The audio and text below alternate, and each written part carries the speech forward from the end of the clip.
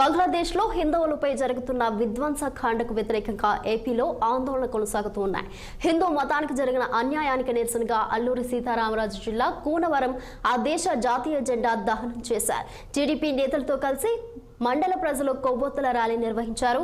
హిందువులను కాపాడుదాం, హిందూ మతాన్ని రక్షిద్దామంటూ నినాదాలు చేస్తూ దీపా చంద్రదాస్ గుప్తాకు ఘన నివాళులర్పించారు మండల ప్రజలు.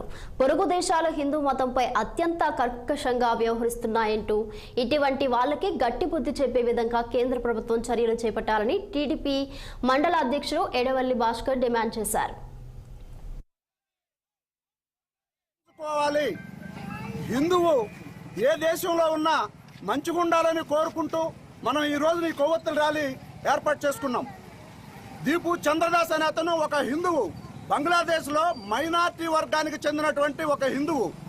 అతను మామూలుగా హిందువు మతం అవటం వల్ల, అతను ఒక మైనార్టీ వర్గానికి చెందినవాడు అవటం వల్ల అక్కడున్నటువంటి ముస్లిం వర్గాలు అతన్ని కొట్టి కట్టేసి కాళ్ళకి ఇష్టం వచ్చినట్టు కనీసం ఒక 100 మంది తక్కువ కాకుండా తొక్కి కొన ఊపిరిలో ఉన్నటువంటి దీపుదా చంద్ర గుప్తాని తొక్కి చేతులు పెట్టి కాళ్ళు చేతులు కట్టుకొని లాక్కొని పోయి ఒక చెట్టుకు కట్టేసి కొన ఊపిరిలో ఉన్నటువంటి ఆ గుప్తా గారిని నిప్పు పెట్టి తగలబెట్టారు.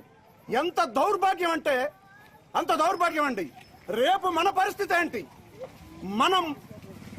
మన హిందువులుగా రేపు మనం ఏం చేసుకుంటా ఉన్నాం?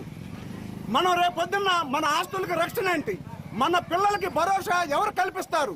ఇవన్నీ ఒకసారి ఆలోచన చేసుకోవాల్సిన అవసరం హిందువుల మీద ఉంది. ఏమంటే కులం కాదు ఇక్కడ. వాడు ఏం చూశాడండి? ఒక మతాన్ని చూశాడు. హిందువులందరూ ఏకతాటి పైకి రావాల్సిన అవసరం ఎంతైనా ఉంది.